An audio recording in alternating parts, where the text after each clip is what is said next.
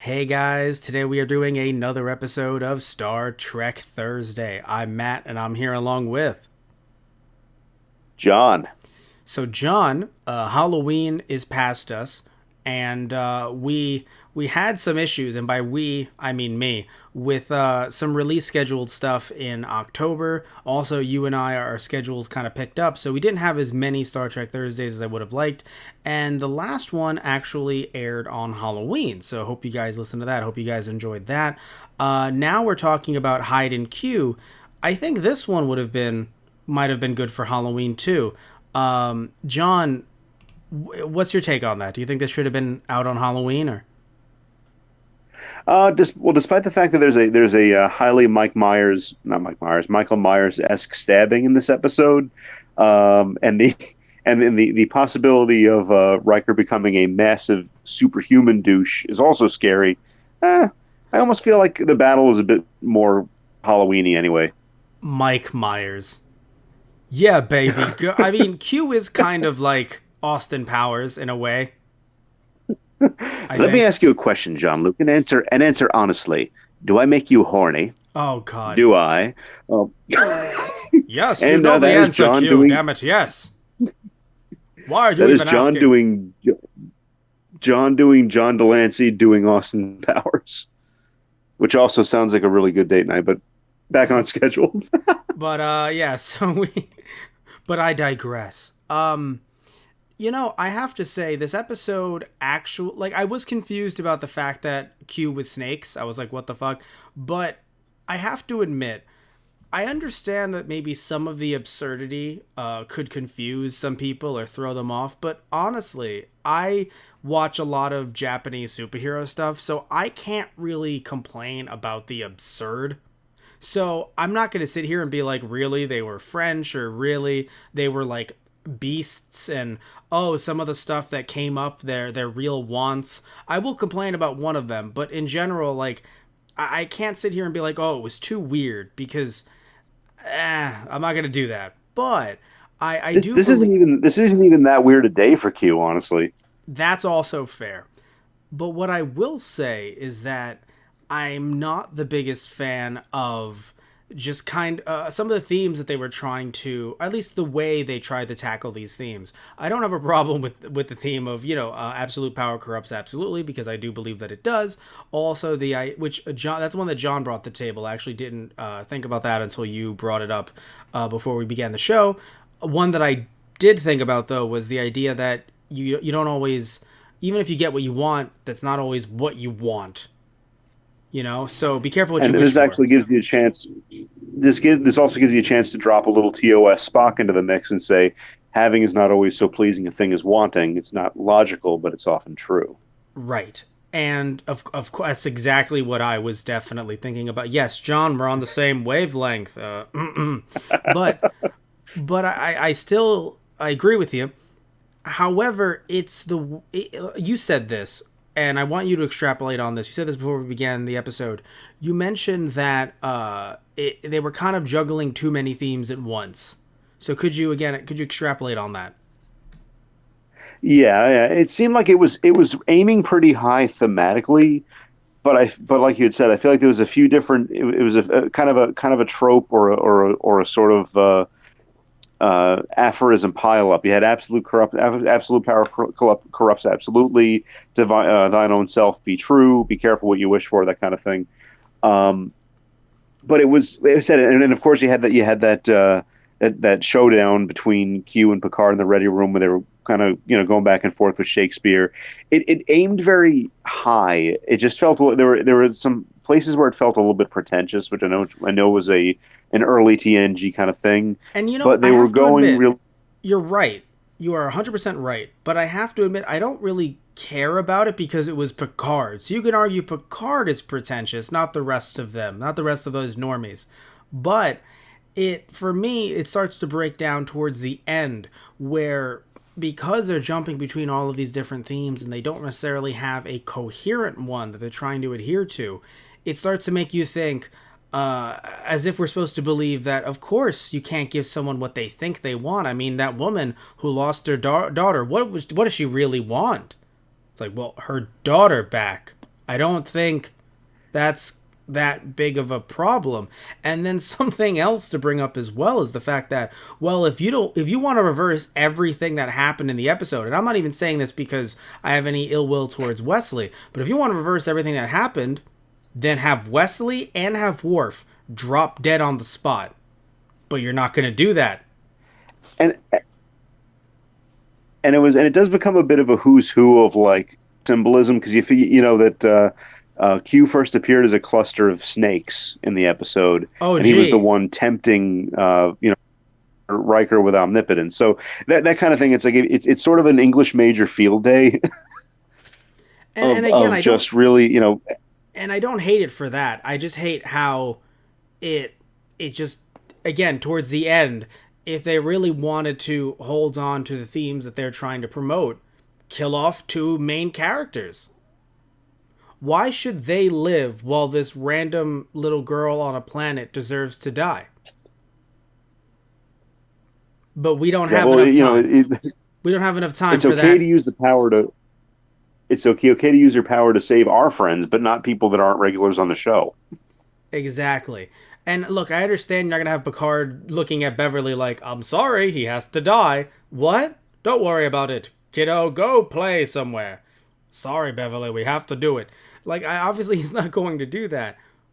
But you're trying. It's funny. It's like, no use. I know the phrase no use crying over spilt milk, but the spilt milk in this case is, oh no, you used your powers, but I mean, just don't use them again, okay? And then once it happens again, it's like, well, you can't do it this time, definitely, as if we're supposed to really believe. Like, you mentioned it to me. You were like, yeah, I'm sure that mom really, you're saying this to me before the show began, you're sure that the mom really appreciated that Riker made a promise to a bald man on a ship. You didn't say that phrase. I said bald man.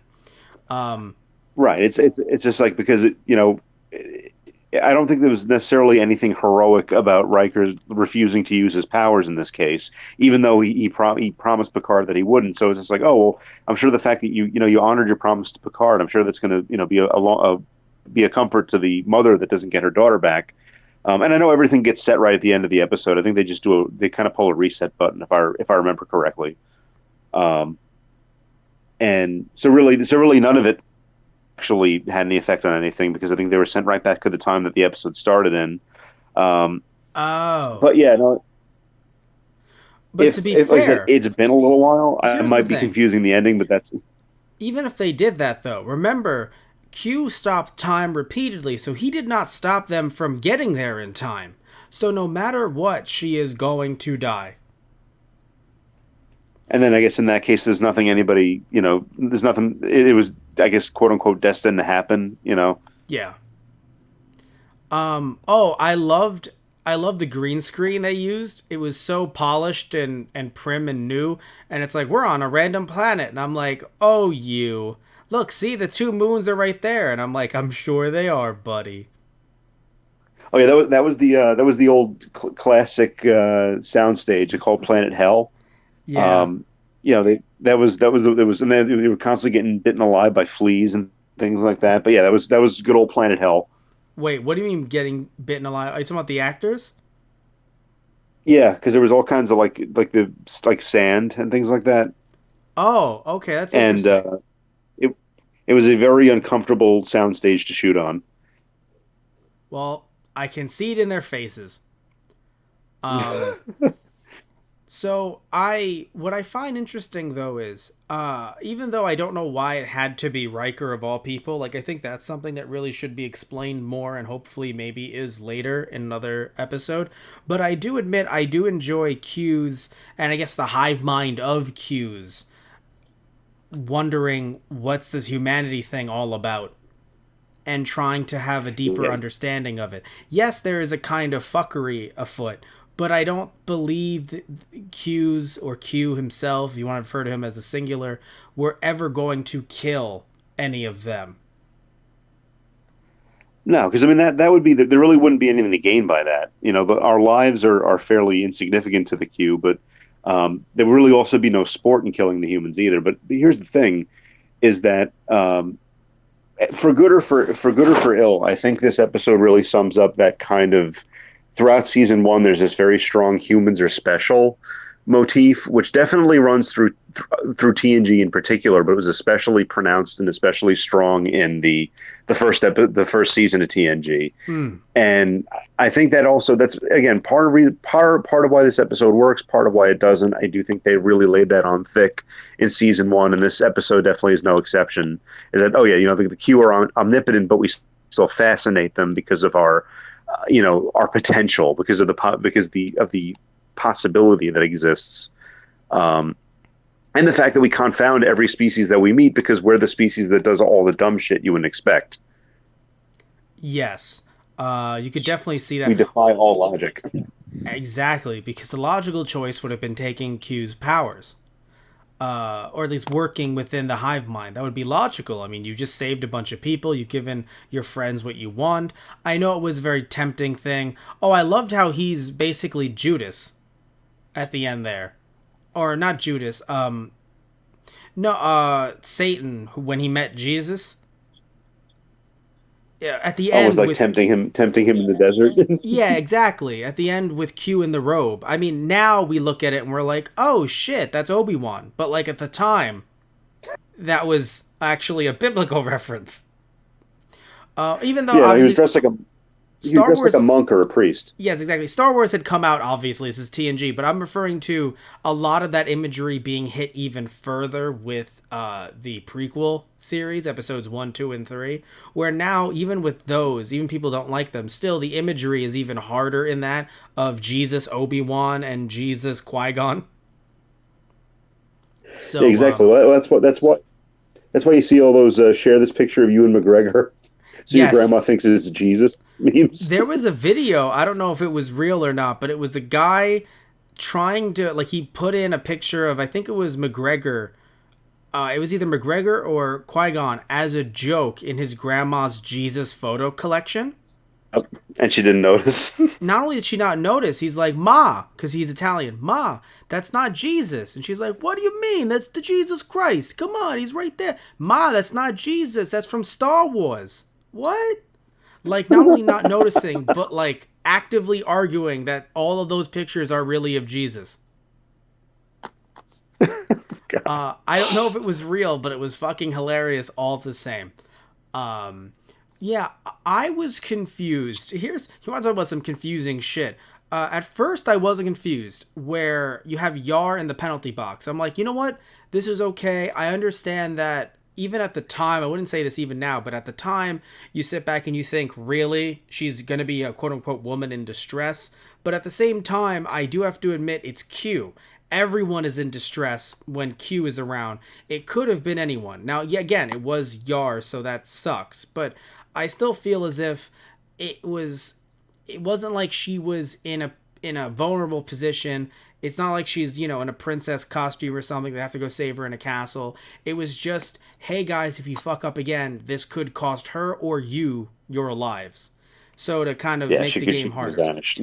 Exactly. She would vanish, My or she would have to give up the box. She wouldn't have to give up the box for them. But because she could, but I don't think he officially said that she had to. So they could have died as well. Now, Sure. But you know what? The thing, what was that?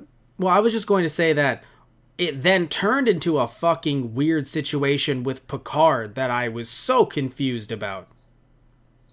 It made no sense. Yeah. Literally none. That was another example.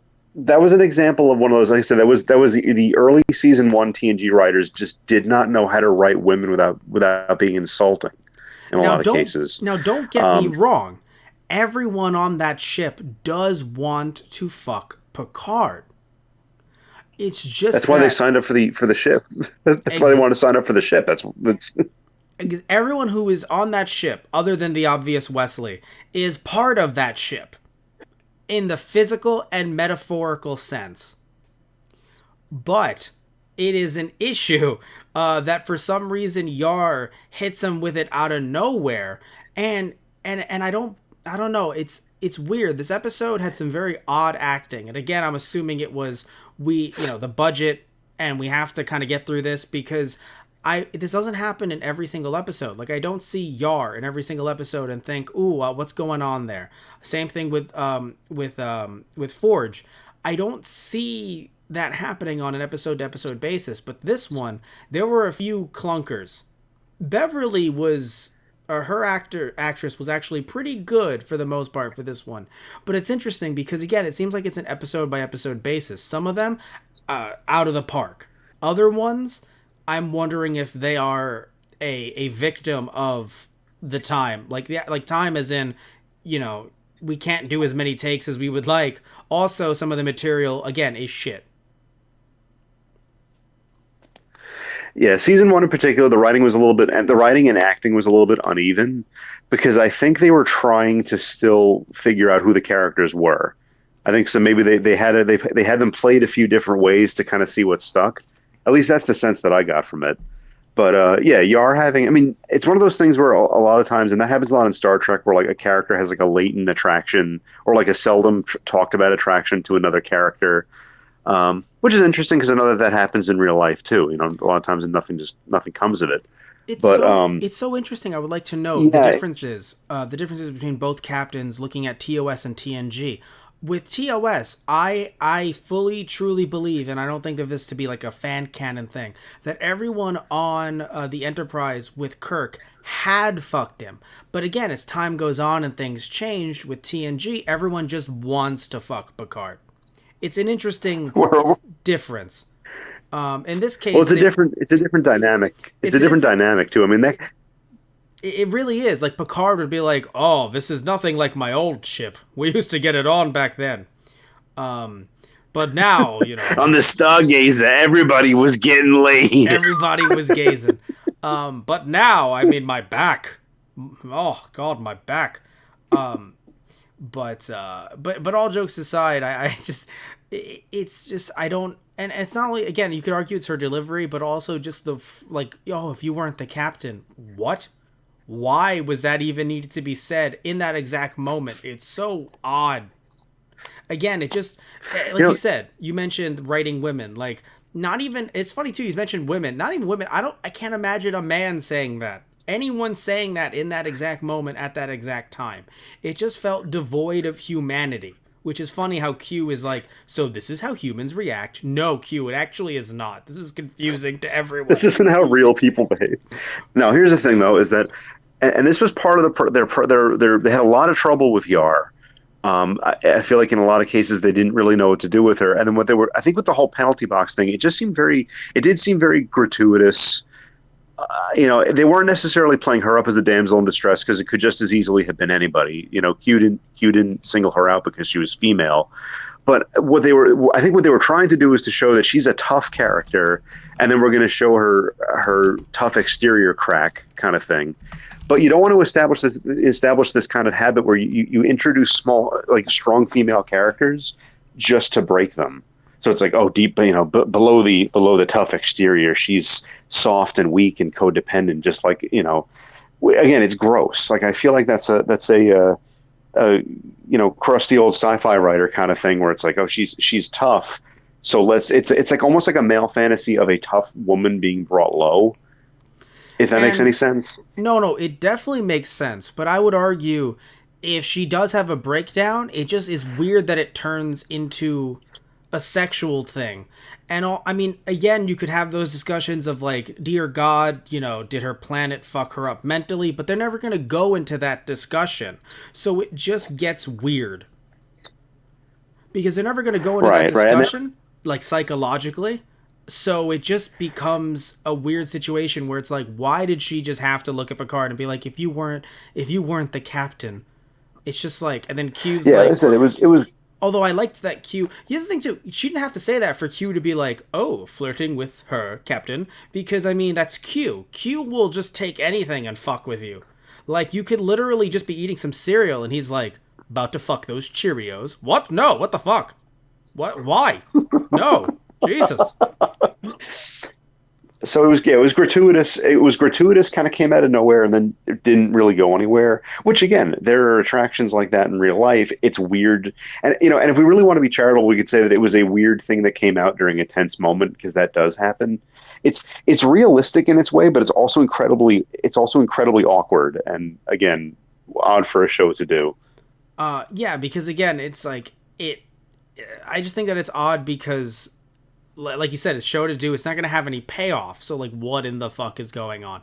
Oh, I think that so. Well, oh god, so when they had Q as Data, I was like, oh, I was shocked that they did that. I was like, well, that's interesting. Because Q is the master of the like costume switches and appearance switches. So that was actually kind of cool because he just kind of jumps around. He jumps around in a lot of different costumes in this episode in particular. I feel like they kind of toned that down in his later appearances, where he would still, I mean, hell, there's a meme of him in a mariachi outfit. So the different outfits definitely is a thing. But I feel like in this episode and early on, and like in the encounter at Farpoint, it was a lot of like a rapid fire of different disguises. Also, I think we mentioned this before, so if we did, sorry guys, maybe we're a broken record here, as we usually are.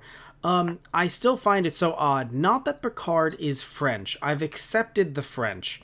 It's so odd that even though, I mean, you could argue it's just a Q thing, but that Picard knows so much about his French history when they are millennia past that history. And yes, at the time we were also we were far apart from Napoleon Bonaparte. It didn't happen 30 years earlier, 50 years earlier, but it's still so odd that in the Star Trek universe they're just like, of course, in the Napoleonic era. Now, yes, Riker's confused as fuck, but Riker should have been confused as fuck because of humanity moving forward, not simply due to the fact that he wasn't French. Like, I don't know. I feel like there's this very odd idea that, Picard is just like, and other, I guess, characters, if they're from certain areas, are like, oh no, I am specifically this or I'm specifically that. It's like, haven't we all grown past the idea that, like, oh no, we have to, and not even grown past, but the idea that, like, his history is so old at that point. His version of French history should be some Neo-France, Blade Runner-esque version of France. That's that. Okay, so write that down as the possible plot of an anime, because that sounds awesome. Like, all right, like 20 we're gonna pitch 20XX. We're gonna and you can have that, and the enemies the enemies are vicious animal things with muskets that shoot lasers. All right, now photons. Now it's plagiarism. But but no, the vicious. Well, the thing is that and I see what you're saying is that his national pride is strange, considering that the whole idea of the Federation is that we've gotten over our tribalistic, differences as people of Earth, and Earth has come together as one culture. And it's just that much farther in the future. That, like, I was not right. So the thing is that how does everyone recognize, like, the Napoleonic costumes when that period is even further in the past from ours? And the answer, of course, is 20th century viewers. Yes. Or in this case, 21st century viewers. That's fairly, not that it's recent, but that's fairly recognizable to us. But then you also got to figure, a lot of people are students of history in Star Trek, and then by the time of Star Trek, there's been 300 or 400 extra years of history to remember. So, also, and then that becomes then. I would like to know, just to clarify, the rest of them didn't know. They had to ask Data, who, of course, Data's going to have everything up in his brain. And Picard knows because, again, Le French. I'm just saying that, like, by that point, it would have been cool to have like, the reference, like, oh, it's like Napoleon, but it's futuristic, because it would just be very odd to... And, of course, they don't care about the canon or lore, so they can introduce whatever the fuck they want to. It's just, like, So, when we are both 100 years old, John, let's hope. When you and I are both 100 years old. You mean like tomorrow? Yeah, right? When we are both 100 years old, there will be people who will be making, biopics and retrospectives and things like that on 2020. Oh my god, it was so long ago. Oh my god. So it would be odd if, like, it's just like, you would be they would be looking back on their lives, and they would be looking back on like old stuff and things like that. And again, all the culture would have changed, so they'd still have their histories, all the countries and all, and everybody wherever they are, but it would be within the confines of that time period. So it's just funny that for Picard they had to go to Napoleon. It's just, again, when it's not even. Well, it's not even just far in our timeline at the time in the 80s, but even farther. That's kind of what I mean. There should be some futuristic France that they would jump to be like, oh, exactly. Picard. Like, it's just so interesting that, because, we talk about all the time, sci-fi is really the product. It's only as progressive as the era that it's made in. But this was not made so you're saying this during the Napoleonic era. Take Picard to like a steampunk Napoleonic France simulation. that would have been a hell of an episode. But yes, but yeah. So I said that's for the benefit of the 20th century viewer. Really, is just that. Yeah. It's the theme park version of French culture. They even I think the national anthem played in the background at one point. Which again, really weird and heavy-handed. The whole thing is very TOS, and I don't know what the rules are for as far as jumping series here, but think about this and then think about where No Man Has Gone before. Same energy. And like I said, a very TOS feel, a very, kind of like I said, the soundstage in particular reminded me of it. The weird over the top broad strokes, so like I said, theme park French soldiers and stuff like that too. It's all, like I said, still working off a lot of TOS energy at this point in the series, and it's really weird to look back at these episodes later if you're used to like the later ones, which while still silly doesn't have that same like low budget silliness. I just imagine 4G's just like they were like Napoleonic, but they were kind of animal things. What animal things? Data, explain. I really can't, Captain. Show me a picture. Something. Shows a projection. They're not animal things, they're just furries. Come on, don't tell me y'all don't know what furries are. They're like, we don't, Captain. Wow, apparently you haven't been much to France. Oh, the furries in France. Or Captain, are you just gonna go off about furries in France? Now, furries in France, of course, being another great anime great anime. We're just jotting down all these great ideas. Furries in France, France 20XX. We're getting the heavy hitters. Oh right, so the impaling. So it seems as if Q is a very is Q. We have to talk about the impaling. Look, Q is very, very generous. He looked at Wesley's ColecoVision sweater, and he looked at his body and thought, oh, you don't have a cartridge slot. So he gave him one. Now, oh, jeez. What I am very confused about is, how could anyone still have a hate boner for Wesley past season 1? They just blew their load. I mean, how can you have a hate boner for that character? They literally killed him in the first season. And I think you made a joke about this, John. And I was like, I don't know if you did it on the podcast or off. And I was like, he has to be kidding. No, they killed a child. Yeah, this was a weird, episode for minors as far as deaths. Not get canceled. How much coke did Roddenberry do? Was there like, I am under the impression that if a writer was caught with a script given to them by Roddenberry in their car by a police officer, they would have been arrested due to smuggling cocaine. With the amount of specs on the script by Roddenberry, how did they get away with impaling of a child on prime time? What announcer had to be like, and this week coming up on Star Trek TNG, Wesley gets fucking murdered. And to be fair, it was a rather clean and bloodless wound, so it wasn't Uh, like super. It I wasn't super. it wasn't gory, but there was blood around the wound, and you saw the head of the spear through his body. Bayonet, yeah, The bayonet, yes, thank you. yeah. It went through pretty hard too. It wasn't like I mean, and the blood is. You're right. It's not like a gory like, it's not Texas Chainsaw A Massacre. slasher movie kind of thing. Yeah, exactly. It's not like that. But like, dear fucking God, when he took down Worf, I was like, oh, Worf might just be knocked unconscious, and then Wesley gets stabbed, and honestly, it feels like a YouTube parody by that point. Oh, don't worry, there've been plenty of those too that use that scene. But um, you know, would you believe me if I told you that's still not the goriest scene of season one? There's a much more No, graphic one toward the end. no, I wouldn't And because like I said, when that would have been a good Halloween episode, honestly. But like I said, that is hands down my favorite episode of season one. But when we get there, but yeah, it gets weirder. no, because like, look, I have no problem with Wesley screaming in angst and anguish, and then he falls to the floor, and maybe there's a hole in the sweater and some blood around it. I get that, but they showed the bayonet through his body. They panned down, and then he held on to it, and then they passed. They took it away from it. So that was there for a couple seconds. Like this show is supposed to be family friendly entertainment. From the and again, nothing about the show up until this point made me think that it wasn't.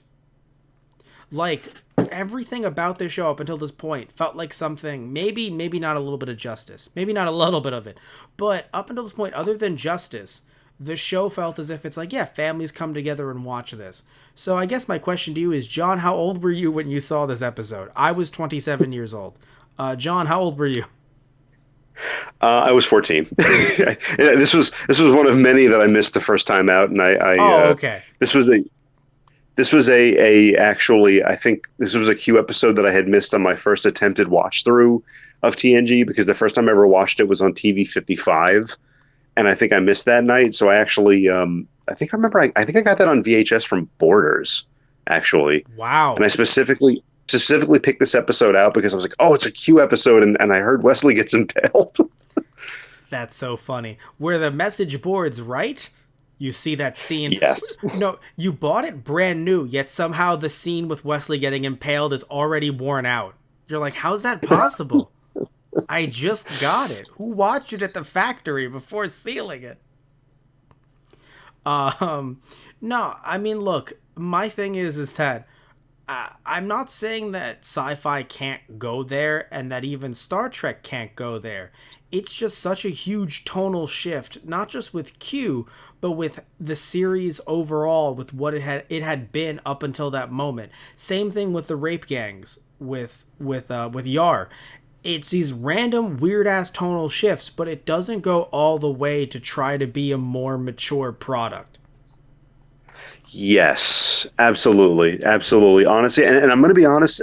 Not just season. I said I keep coming back to. I keep blaming it on it being on things being a season one episode. But Right, that's the thing right. that a problem that TNG had, which is why I think if DS9 scratches that itch with that kind of thing, is that TNG will broach like fertile topics or like inflammatory topics, and it kind of just congratulates itself for making the reference to a political issue and trying to address it, but it doesn't really go all the way.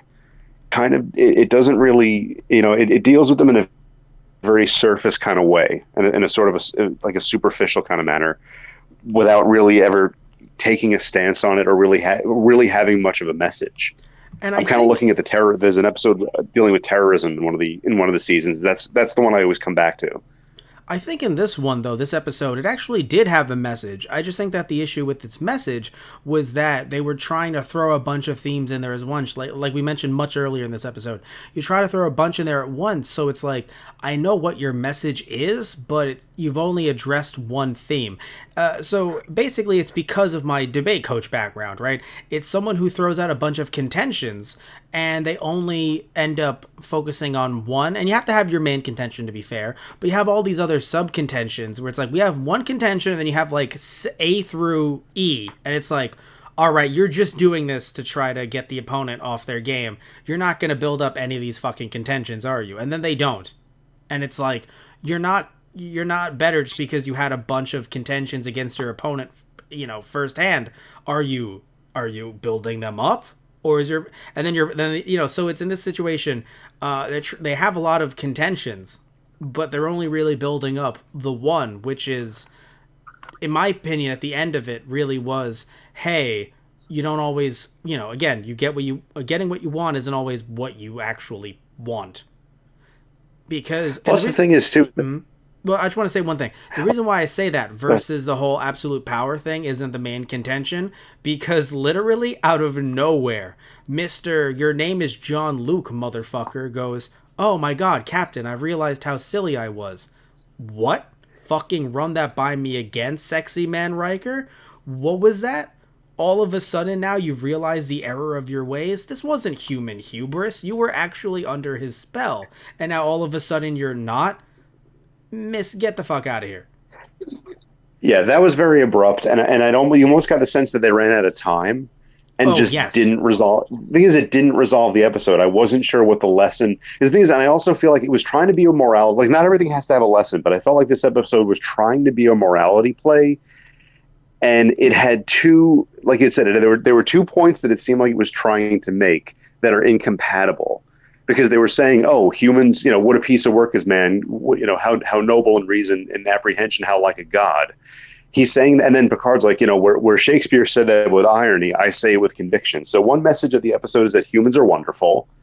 And the other message of the episode is that humans will be corrupted by power, that humans will let power go to their heads. And it seemed like these two just kind of were driving alongside each other and then just kind of collided. And really, there was no message. Like, what was Riker supposed to take away from it? When he's like, "Oh, I feel like such a fool." Well, what did he learn? Well, I didn't fully understand that, other than the fact that he tried to give his friends gifts, and it was awkward. And I got the sense that Picard was kind of guilt tripping people into not trying to take not trying to accept their gifts either. So like I said, it kind of, the resolution was confusing. And like you said, it kind of ended abruptly with Riker being like, oh, glad that's over. We were talking... I've decided to stop being omnipotent. Exactly. We were talking before about the issues with Yar. Not even with Yar, but with how this team writes women, at least in these episodes that we've seen so far. But I have to say, a lot of growth was given to Troi, because she has taken her empath powers and is now mastered invisibility. If you could see... If you could see, like the Predator, there were shimmers throughout the episode, and that was Troi. She was there the whole time. Funny you mentioned though, she was in the original script. And then they wrote Marina Sirtis out of the episode, and then they just gave a few of her lines to Yar, and that was it. And I think there was one scene where Picard had asked about his what's Commander Riker's like emotional state. And again, the scenes weren't like central enough to the story that they just got cut, and then they just decided to just cut Troy's part altogether in the episode. Because at that point, so I gotta be real. I'm not gonna. I've been a dick, but I want to be real. There were a lot of people there, and it felt that's like, true. If you had to cut someone, it would probably be Troi, because what is she honestly going to do other than say what is already redundant? Like, I'm pretty sure there's something wrong with Riker. Wow, you're the best empath this side of the Enterprise. But the thing is, it's a waste though, because the thing is, she has the strongest connection to him, and much has been made already of the psychic bond that they have and all that. So it was very weird that they decided to cut her character or not give her character. Then again, I'm circling back around to they didn't know how to write women at this point. They didn't know what to do with Troi, and at this point, they were almost considering writing her off the show. You mentioned that. They almost cut her from the show. You did mention that. My thing though is, you mentioned it before in other episodes, but my thing is this though: unless she was going to be a part of the ending and be some huge big force that drives him to change, which honestly, if they did that, perfect. But if that wasn't ever going to be part of the plan, we would have just been complaining on a podcast over 30 years later about them not doing that. So exactly. I'm happy that she is just, God knows where she is right now on the ship. like freaking. She's probably She's in a. sitting- She is laying in bed right now, like with an actual headache. I'm talking about like Dark Phoenix, like going out of her own body because she's like, oh my god, all this stuff is happening to Riker, and it's so painful that I literally can't get out of bed. That's my fan canon. Oh, she was actually. They say in the beginning of the episode she was visiting her mom, I don't give a fuck what they say. and I think in reality she's actually writhing in agony. It's like, Will's in trouble. I must go.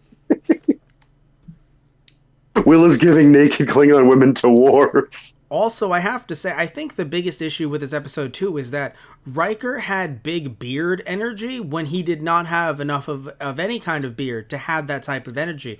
If this was season 2 Riker with a beard, I'd go, sorry everyone, this is your new god. Exactly, that's it. Well, you know what? He makes a fine point for being God. He does have a beard. There we go. I mean, what else do we really need? Also, I would like to mention, this is what I wanted to mention much earlier. It's coming together now because I have the episode playing on in the background. They were cowards for not showing Data without makeup. Oh, exactly. Well, so Data's whole spiel about it would be an illusion and it wouldn't be real to me was just because the designers or the episode producers didn't want to have him didn't want to have him out of makeup. Well, no, not Well, just that would have that, been a great day for Brent Spiner, though. No makeup. Oh no, but it's not that they didn't want him because he'd be out of the makeup. They didn't want him because they'd have to remove all the prosthetics, keep everyone in the exact same position, and then come back just to film it for like what, maybe half an hour. Fuck that, they said. Well, what they would probably do is just have him record it before he put his makeup on, get those shots then, and then just put his makeup on for the day, but get all the shots they needed with human Data before then. It's still a waste of time. Yeah, but it was and again it was a good move from Data because like I said that would be a little bit too easy, and that was the point is that Wesley instantly becoming an adult.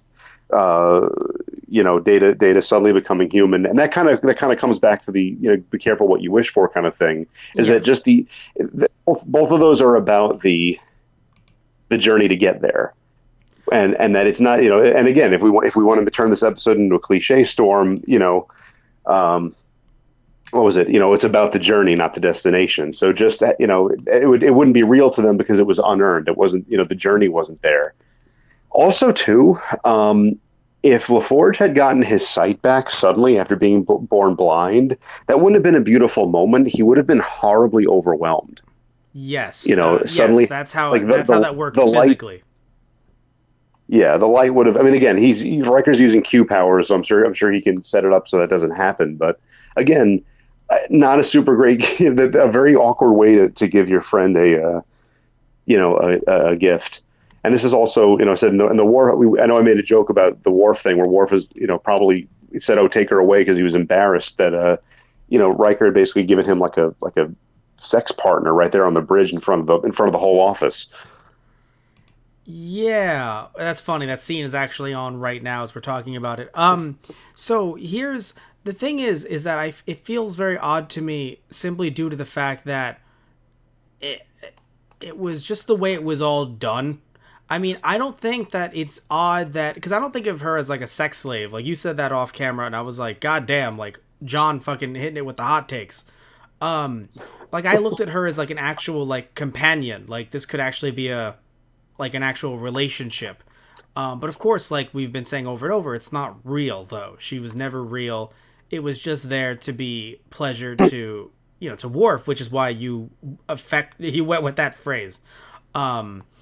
But more interesting that I'm sorry, go ahead. No, I was just going to say that overall though, I don't know if you mentioned this and it might have slipped my mind, but you said this to me before the episode, how it's funny that there's an adult Wesley but with teenage Wesley's voice. Yeah, that was weird. I don't find it weird because it's all an illusion, so he really wasn't that tall. They all just thought he was.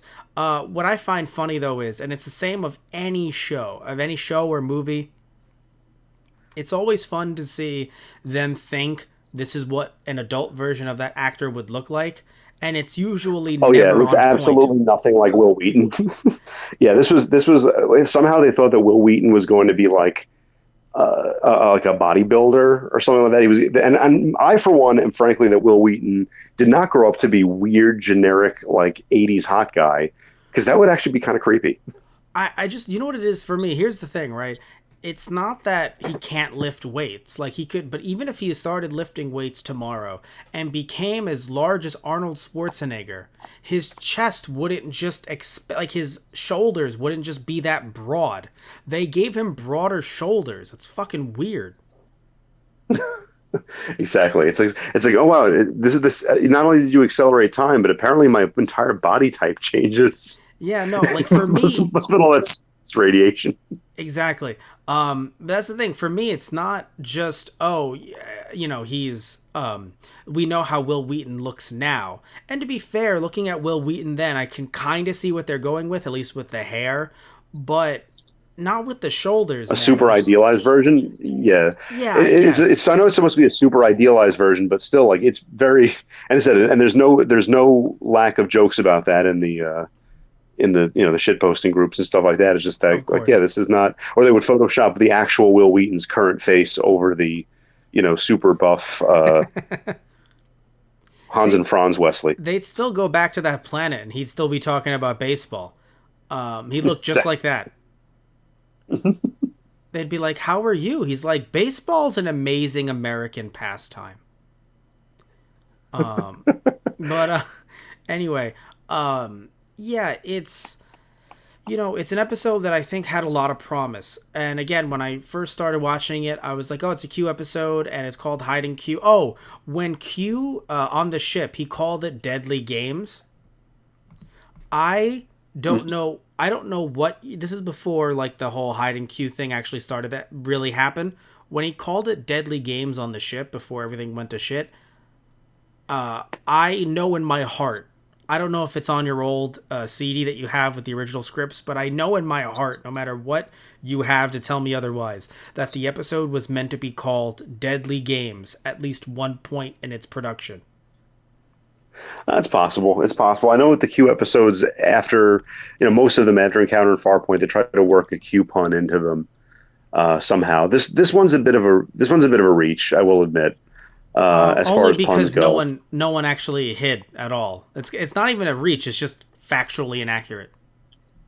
I think it's bringing it back to the whole deadly game conceit, but yeah, it's a bit of a reach on that one.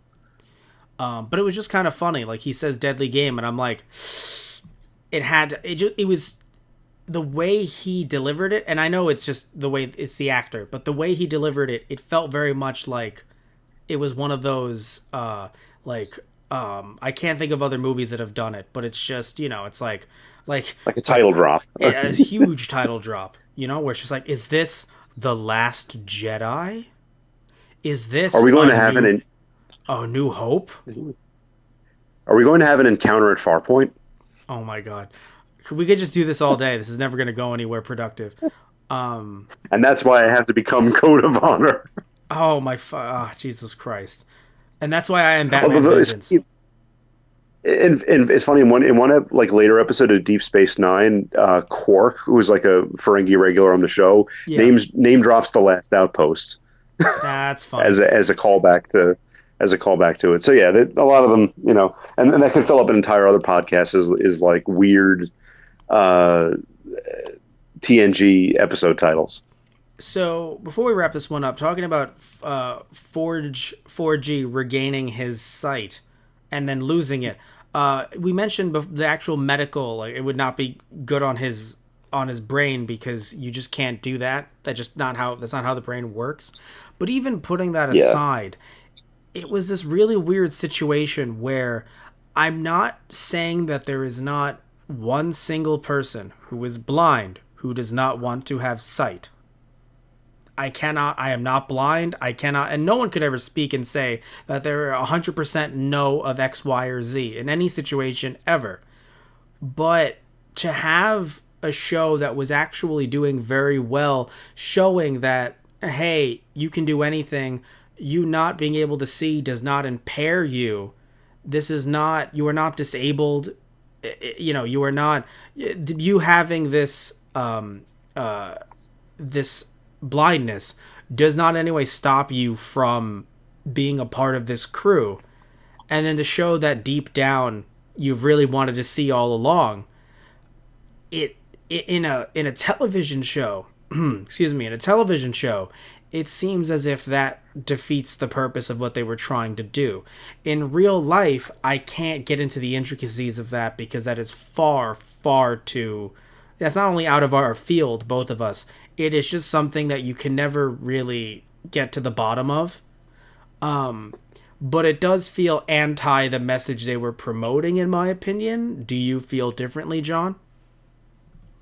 Well, I mean, there's the whole idea because the thing, and you have to look at it from an in-universe and out-of-universe perspective. Out of universe, the character was intended to be inclusionary by having Yes. a quote unquote disabled character, and having the fact that he's and they waffled about him on that too. Is that obviously it makes sense that in universe he would want to not that he would he would yearn for normal sight, which I know they had a whole scene in Naked Now that like deep down he wanted to be able to see. But there's also a later episode where he says that I don't resent the visor or being blind. They're both part of who I am, and I like who I am. So why would I resent either one of them? Okay, so then that's good. So then when that comes, that'll be a great thing. And I forgot that it already had happened once where he was talking about wanting to see again. That's when he got drunk. I forgot about that. So to be fair, yeah, so we can cut that off. this is a recurring theme, to be fair. It's just something that, and you could also say again, it's him saying this is not who I am. So really it's actually, it is promoting that, hey, this is not who I am. Turn me back to who I am. So that is good as well. It's just such an odd thing to try to juggle. And it's very hard again for the writing staff to try and juggle all this stuff at once. Because in some cases, again, with Wesley, he's not, it is not considered a disability, him being a child, So it's, and again, there's other situations as well, other things going on as well, that it's like they're deep down, it is not a disability for Data to be a robot or is he considered a robot? Android. An android, thank you. I was like, not cyborg, I forgot the term. Android, yeah. Thank you. Cyborg. That's not the term, because cyborg is enhanced part organic, part mechanical. Yeah. So that would be like the Borg. Yes, literally. It's in the anyway.